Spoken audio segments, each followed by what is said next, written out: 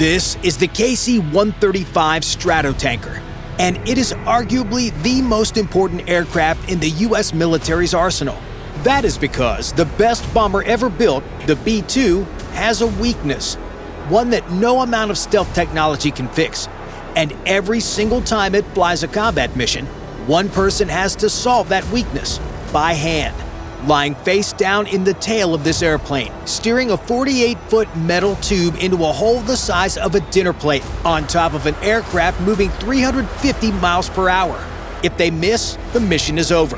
Every long-range strike the B-2 has ever carried out hinged on this one procedure being done right.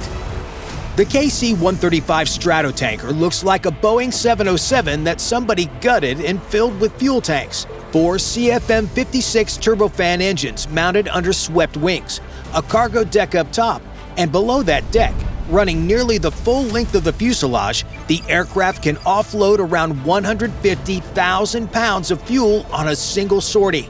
That's enough to keep a dozen fighters airborne for hours, or to give one very thirsty stealth bomber the range to reach the other side of the planet. 3 people fly this airplane: a pilot, a co-pilot, and the one who does the job nobody else on the crew can do. 3 people. That's fewer than it takes to run a Starbucks drive-thru, except this drive-thru is at 26,000 feet, and the customer is invisible. No automation, no remote cameras on this variant. Just a window, a stick, and a set of hands. Hanging from the tail of the KC-135 is the boom you see here, a rigid telescoping metal tube with its own set of flight control surfaces. Retracted, it's 28 feet long. Extended, it's 48. 2 small aerodynamic fins on the tip, called rudder faders, let the operator steer it through the air the way a pilot steers an aircraft. The boom isn't a hose that trails behind the tanker and waits for the receiver to fly into it. That's the Navy system, basically a garden hose in a hurricane. The Air Force does it differently, and the distinction matters. With the boom, the tanker does the precision work. One person, flying an upside-down kite bolted to the belly of a giant aircraft, guides a nozzle into the receptacle on the receiver below. The receiving pilot holds position, the boom operator does everything else. And right now, that operator is getting the call. The B-2 is 40 miles out. The boom operator, also just called the boom, moves to a station in the very tail of the KC-135. There is no chair. The operator lies prone, flat on their stomach, and looks down through a window in the belly of the aircraft. It is, by a wide margin, one of the worst offices in the United States Air Force. 26,000 feet below that window is the Atlantic Ocean. In the dark, it's just black. No horizon line, no reference point, just the boom beneath them and whatever aircraft is about to slide into view. The controls sit within arm's reach, a stick for the rudder faders, switches for extending and retracting the inner telescoping section, a panel of gauges showing the boom's position in 2 dimensions, azimuth and elevation. Green arcs mark the safe refueling envelope, red marks the structural limits. Between those colors lives the entire margin for error. The boom can physically move beyond the green arc. The problem is what happens when it does. Exceed the envelope and you risk bending the boom, cracking the nozzle housing, or punching a hole in something that costs more than a small town. At night, the boom works by floodlight. Banks of lights on the tanker's belly illuminate the space below the aircraft. Ultraviolet fluorescent markers on the boom itself glow under UV tubes, giving the operator depth perception where there's no natural light to work with. The world becomes this window, these gauges, and the aircraft rising from below. Every receiver is different. An F-16 gives you a fat fuselage and a receptacle that sits relatively still. The B-2? It gives you a problem. The Spirit has no vertical tail, no rudder. Yaw control comes from split drag rudders at the wingtips, surfaces that open like air brakes to induce a turn. Pitch and roll come from elevons across the trailing edge of the wing. Every one of these surfaces is in constant motion, not because the pilots are moving them, but because the flight control computers are making 1,000 corrections per second just to keep this tailless aircraft pointed in the right direction. From the boom pod, the B-2 doesn't hold still. It fidgets. The receptacle on its dorsal spine shifts left, then right, then back again as the computers fight the air. The boom has to track that receptacle through every twitch and correction while steering a 48-foot tube with rudder faders that respond to inputs on a fractional delay. The F-16 is a dart. The B-2 is a 172-foot wide kite in a crosswind. And now it's here, rising from below the tanker's tail. No running lights, no position strobes, just a shape. The way a shark emerges from deep water, darker than everything behind it, silent, and getting bigger in the window. The B-2 comes in from below and behind. The pilot's job now is deceptively simple. Park the boomer in a box, a very specific, very small box directly beneath the tanker's belly, close enough for the boom to reach, far enough to avoid a collision that would doom everyone on both aircraft.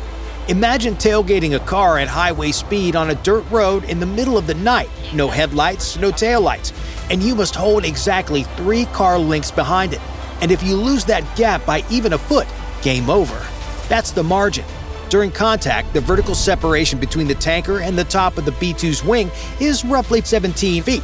At 350 miles per hour, that gap closes in about a half a second if something goes wrong. The bomber slides into the box. Somewhere below, a Russian intelligence trawler is monitoring military radio frequencies across the Atlantic. They'll log the KC-135's transponder. They'll note the racetrack pattern. What they won't detect is the aircraft that just parked itself 50 feet beneath it. From the tanker's cockpit, the pilots can feel it. A subtle change in the airflow as a 250,000 pounds of flying wing parks itself just below and behind them. The KC-135's own handling changes. 2 aircraft this close create an aerodynamic system that neither one was designed for. The tanker crew flies through it. They've done this hundreds of times, and it never stops being uncomfortable. In the boom pod, the operator watches the B-2 settle in. Its elevons are cycling, small, fast deflections visible even in floodlight. The aircraft looks like it's breathing. The flight computers are working overtime now because the B-2 has flown into the tanker's wake. The disturbed air rolling off the KC-135's fuselage and wings hits the flying wing's broad surface, and the computers have to fight every ripple. Then the receptacle opens. The B-2's refueling port sits on the dorsal spine, dead center on top of the aircraft. In normal flight, the receptacle is sealed flush with the stealth skin. No gap, no edge, no radar signature. Now it rotates open. The smooth surface breaks. A metal-rimmed opening appears where a moment ago there was nothing but carefully maintained low observable coating. This is a calculated risk. For however long the refueling takes, the most carefully sculpted stealth aircraft on the planet has a radar-reflective hole in its back. Every second that hole stays open is a second the B-2 is broadcasting something it was designed to never broadcast. The crew knows it. The boom operator knows it. Nobody wastes time. The boom extends. The rotorvators catch the air. The intersection begins telescoping out, closing the distance between the nozzle tip and the open receptacle below. The boom is flying now, adjusting left, right, up, down, tracking a target that won't stop moving on an aircraft that won't stop correcting. The last 10 feet are the hardest. The nozzle descends toward the receptacle. The boom makes a correction, nudge left. The B-2's computers adjust and the receptacle drifts a fraction right. Another correction. The telescoping section extends, absorbing the relative motion between the 2 aircraft like a shock absorber on a car hitting potholes at highway speed. The nozzle closes. 5 feet. 3. The rim of the receptacle fills the operator's view. Contact. The nozzle seats into the receptacle and the locking mechanism engages. Fuel begins flowing immediately. 600 gallons per minute through the boom. A river of JP-8 pouring from one aircraft into another at a rate that could fill a car's gas tank in under 2 seconds. For context, that's roughly what your local gas station pumps in an entire afternoon. Except this gas station is doing it upside down, in the dark, at over 300 miles per hour. At this transfer rate, tens of thousands of pounds move in under half an hour. The B-2's mission computer monitors the fuel distribution across the bomber's internal tanks because weight balance on a flying wing isn't a preference, it's a survival requirement. Too much fuel forward and the aircraft goes nose heavy. Too much aft and it becomes unstable. There's no tail to compensate. Get the distribution wrong and the flight computers run out of authority to keep the aircraft level. But connecting was just the first act. Staying connected is the second, and it's much harder. Both aircraft are riding through the atmosphere at roughly 350 miles per hour, and the atmosphere is not smooth. Turbulence hits. The KC-135 bucks. The air rolling off the KC-135 doesn't just disappear. It spills over the B-2's wing in invisible vortexes that push, pull, and twist. The bomber's flight computers are fighting this every second. The elevons cycle faster, the drag rudders split and close. The aircraft is stable, but only because a dozen control surfaces and 1,000 computations per second are making it so. To the boom, it looks like the receptacle is alive, shifting, drifting, never quite in the same place twice. Things go wrong. The receiver drifts outside the refueling envelope and the boom disconnects automatically. Safety feature. But it means starting the entire approach sequence over. Repositioning, re-extending, reconnecting. All while the clock runs on that open receptacle and the fuel the B-2 is burning just holding formation. In heavy turbulence, a hard disconnect can physically damage the nozzle or the receptacle. Ice builds on the boom in cold air. Hydraulic fluid leaks smear across the operator's window. The boom has seen all of it. Too high and the boom can't reach. Too low and the bomber eats the tanker's jet wash. Boom operators call it the dance. Nobody has ever called it fun. On a calm day over Kansas, with a C-17 holding rock steady below, the dance is routine. On a rough night over the Atlantic with the B-2 rocking in turbulence and the mission clock running down, the dance is a ballet with a partner that outweighs you by 100 pounds, and you cannot drop your partner. The boom watches the gauges, green arc. The fuel quantity on the B-2 climbs, the connection holds. 1 minute, 6,000 pounds transferred. 5 minutes, 30,000 pounds. 15 minutes, the bomber is now carrying enough fuel to reach the target, but not enough to get home. The boom holds steady. Every second of connection now buys the return trip. The boom stays centered. The nozzle stays locked. JP-8 flows in a continuous stream from one aircraft to the other, and for these minutes, the most advanced stealth bomber ever built is tethered to a 69-year-old gas station by a metal tube in the hands of one person lying on their stomach. Transfer complete, but the mission is far from over. The boom retracts the telescoping section. The nozzle pulls free of the receptacle.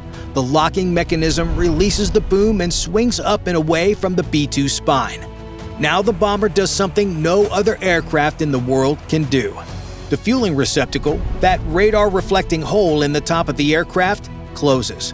The metal rim disappears beneath a surface that matches the surrounding stealth skin to within thousandths of an inch. From a radar's perspective, the receptacle simply ceases to exist. One sweep of a radar antenna ago, there was something there. Now there's nothing. Smooth, seamless, invisible. That disappearing trick is the difference between a bomber that can walk through the most advanced air defense systems on the planet and a very large, very slow, very expensive radar target. The B-2 drops away from the tanker, nose down, descending, blending back into the dark. The boom watches the shape shrink in the window, a shadow against a darker background, until it isn't there anymore. No lights, no reflection, no signature, just gone. The KC-135 banks back toward the racetrack pattern. Another receiver is already on the schedule. And the B-2, now carrying enough fuel to cross an ocean and back, is pointed east, toward airspace that nobody is supposed to be able to enter undetected. But while the B-2 is calculating time to the target, it's also running a second timer on when it needs to refuel again. The B-2 crosses into hostile territory at an altitude and heading that will remain classified for decades, but probably forever. Radar stations sweep the sky ahead. Surface-to-air missile batteries sit in standby, their acquisition radars pulsing. Every warning networks cast electromagnetic energy across hundreds of miles looking for anything, a reflection, an anomaly, a blip that shouldn't be there. They find nothing. An S-400 operator is staring at a scope that shows clean sky, not knowing that 40,000 pounds of guided munitions is already inside his coverage zone, and has been for the last 11 minutes. The bomber is a gap in the data, a space where the signal returns clean when it shouldn't. Inside the cockpit, the crew runs the weapons checklist. The rotary launcher in the weapons bay begins to move, spinning the selected JDAM to the release position. 8 stations on the launcher, each one holding a 2,000-pound bomb that doesn't yet know where it's going. 2,000 pounds. That's a small car.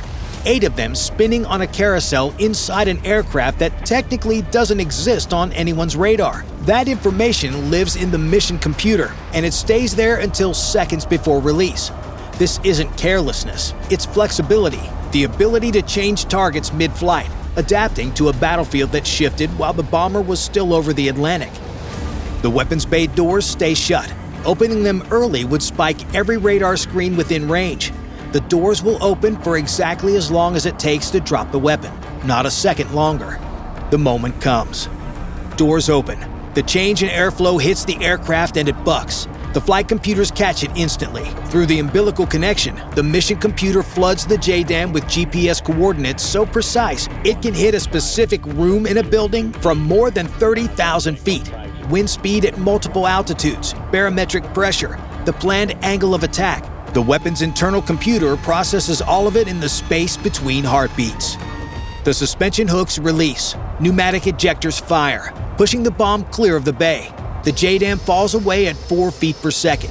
The instant the umbilical breaks, the thermal battery ignites. The fuse begins its arming sequence. Tail fins unlock and deploy. The GPS receiver locks onto satellites. 4, then 6, then 8. The bomber's computer already knows where it is and where it needs to be.